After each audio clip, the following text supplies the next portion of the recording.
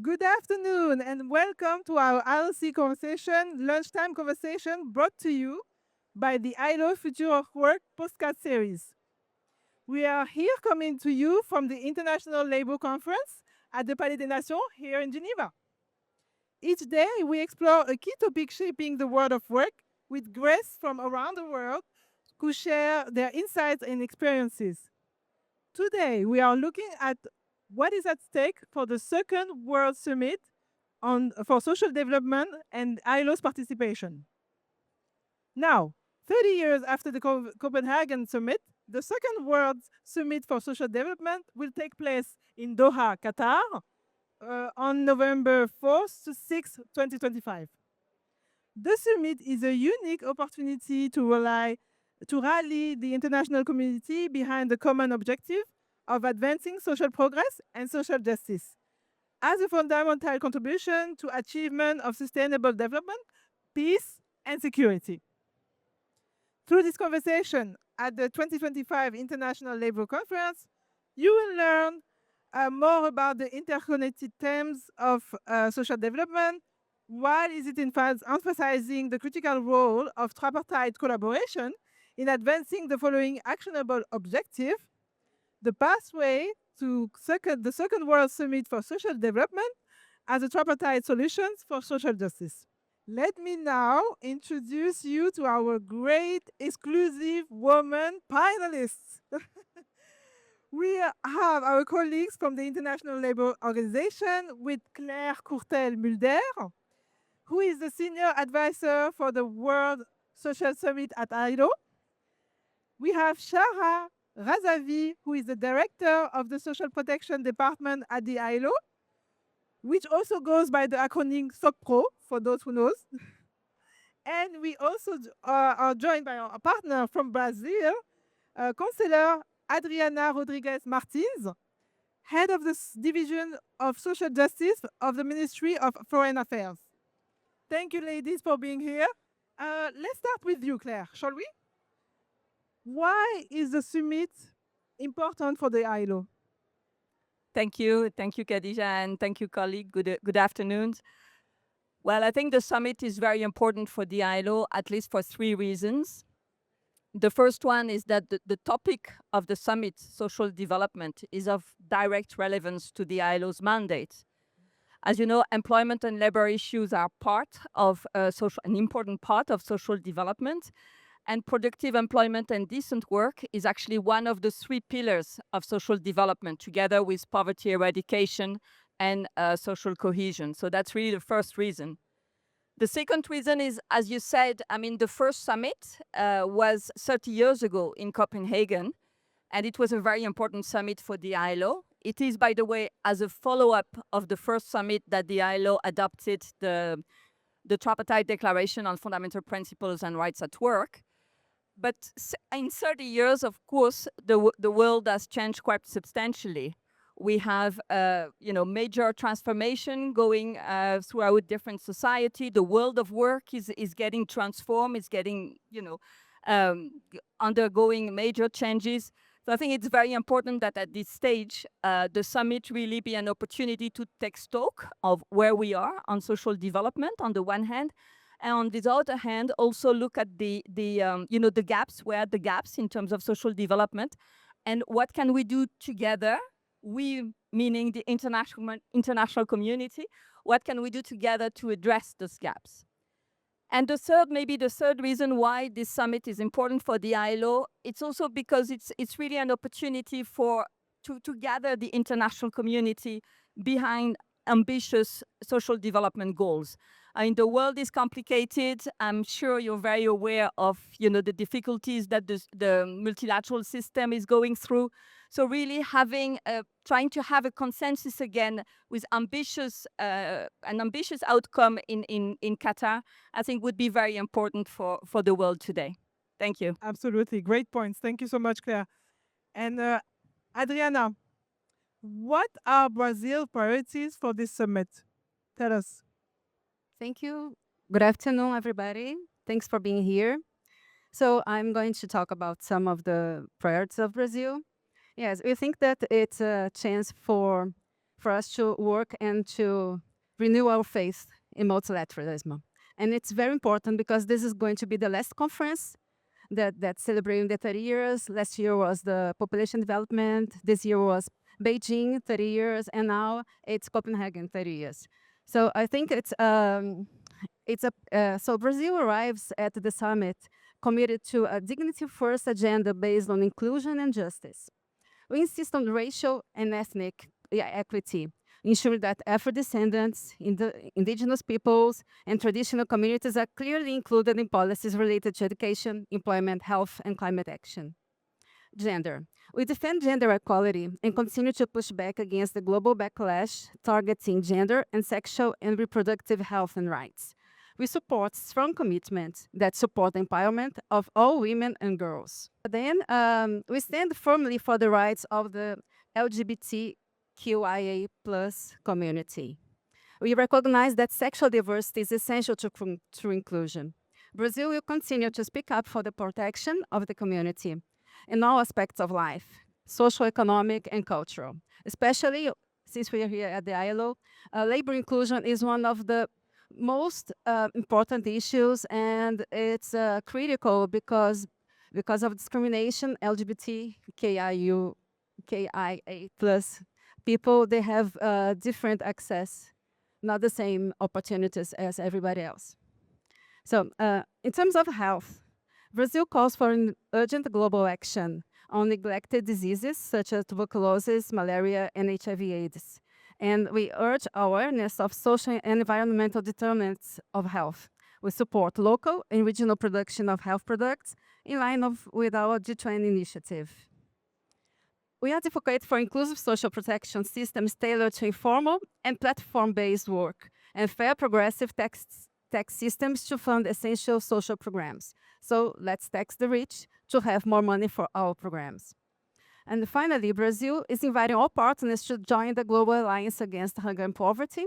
That was our G20 started initiative to address the root causes of hunger and extreme poverty in the world. Finally, we align with the ILO's agenda of decent work, meaning promoting rights at work, employment, social protection, and social dialogue. Absolutely, those are very important priorities. Thank you for walking us through that. Shahra, what can the summit concretely deliver on social protection? Well, thank you for the question, Khadija, and it's great to be joining here with Adriana and Claire.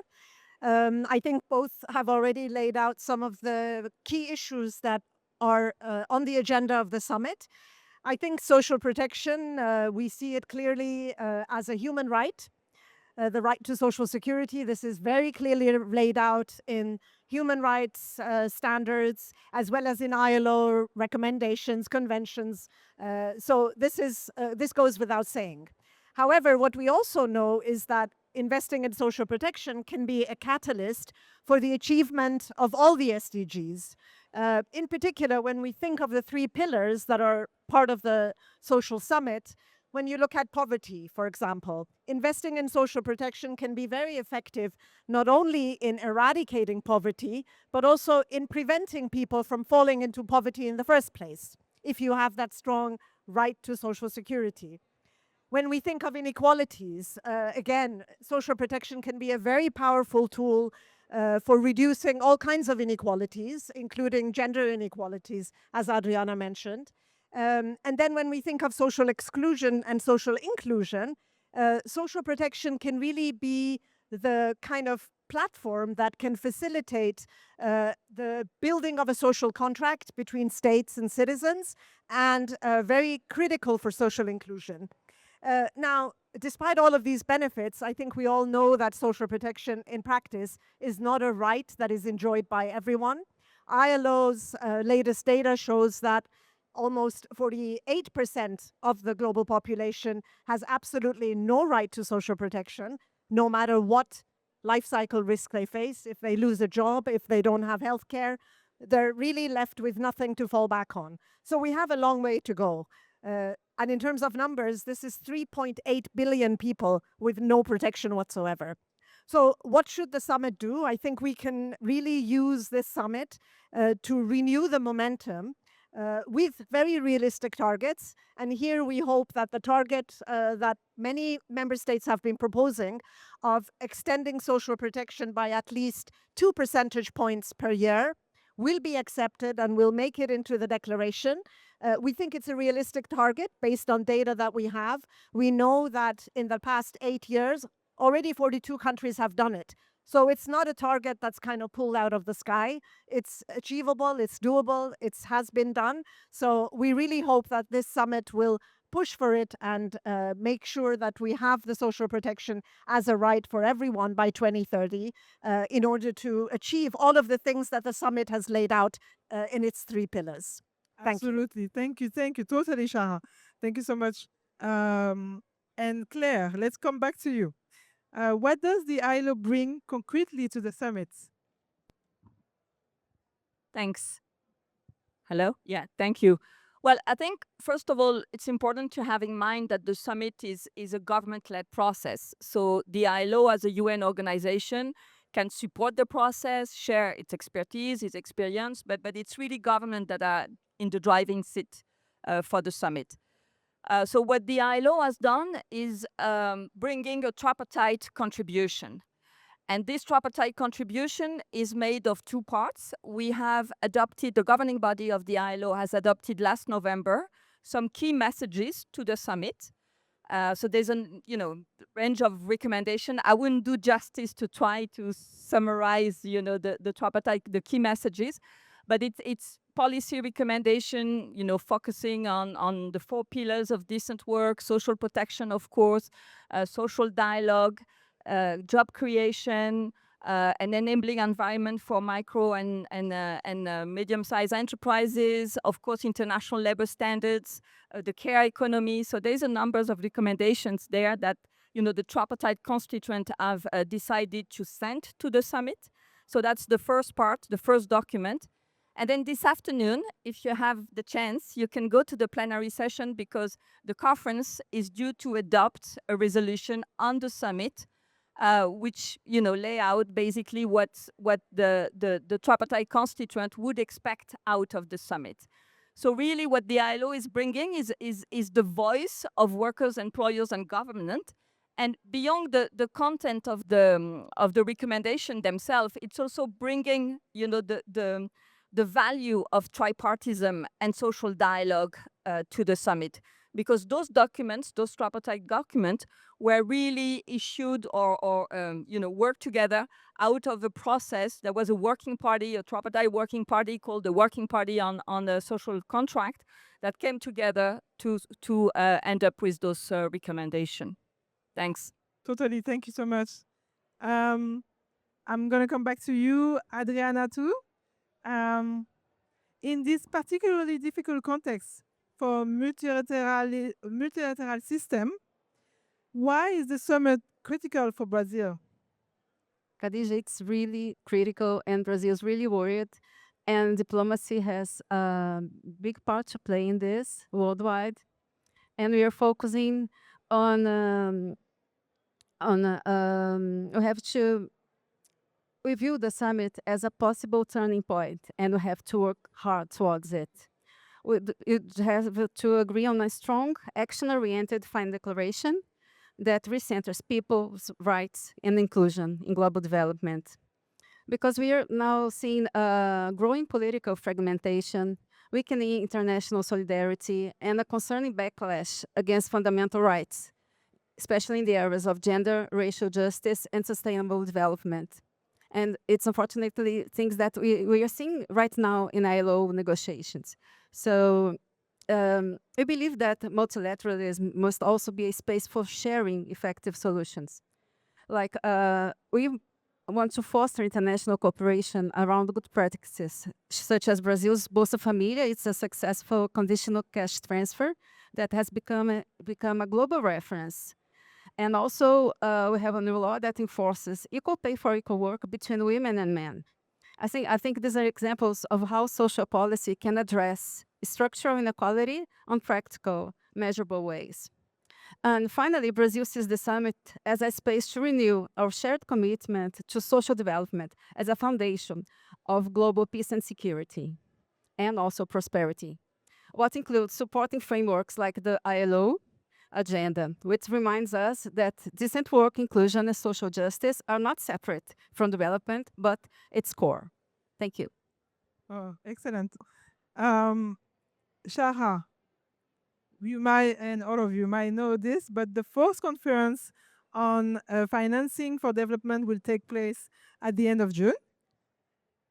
How will the outcome of that conference influence the commitments made by the summit on social protection? Yes. Yeah, thank you. There is, as you said, at the end of June in Seville, there'll be the Financing for Development conference. And I think in terms of the timing of it, I again want to highlight what Adriana said about this period of backlash and backsliding. When we look at social protection, we had a lot of new measures put in place during COVID. But after that period, we've really had quite a strong push for austerity. Many of those programs were short term and they were wrapped up and they disappeared. And we said COVID is a wake up call. We need to build universal social protection systems. But I think we all forgot and countries had problems with debt distress, with fiscal space shrinking. So now in the Financing for Development outcome document, the current version, I think member states, as Claire said, member states are the drivers, and they have in the FFD process been pushing for having, and I think this is quite a landmark, having a paragraph in the action paragraphs of the summit, which includes in para 22J, a mention of the need to extend social protection by at least 2 percentage points per annum. This is very important because prior to this, out of the Addis conference, for example, and previous Financing for Development conferences, the references to social protection were only in the preambular part, not in the action paragraphs. So we now have this quite important indication in the action paras, which should open the door for ministries of labor, for institutes of social protection and social security to really discuss the issue of financing for social protection with ministries of finance, who've been the ones who have discussed and negotiated the Financing for Development outcome document. So if this para stays, and we hope that member states will make sure that it does stay, it will provide a really good bridge to the social summit, because this provides the means of action. And then in the summit, we can discuss all the important issues around integrated policies, what the Global Accelerator is doing, what the Global Alliance Against Hunger and Poverty is doing to make sure that the policies are in place to really put in place decent work, employment generation, and social protection as a package. And my last point is to say that the FFD outcome document also includes important discussions around progressive taxation that Adriana referred to, around debt. And I think if these issues are well addressed in the FFD outcome document, then I think it opens the space and creates the possibility for member states to create more fiscal space, especially for developing countries that are in debt distress, to really make do on the reality of all the policies that we know are very important for the creation of decent work and social protection. So let me end here. Thank you. Thank you so much, Shahra. I mean, thank you so much for all of you. It was a very interesting conversation. That's all for today's episode. Thank you for listening. We hope you will join us again for more conversations on the key issues shaping the world of work. Don't forget to follow us on social media for more updates and insights. On X at ILO, on Facebook and LinkedIn is at International Labour Conference. On Instagram is at ILO_.org. And on YouTube is at ILO TV. Until next time, take care and goodbye from all of us at the ILO.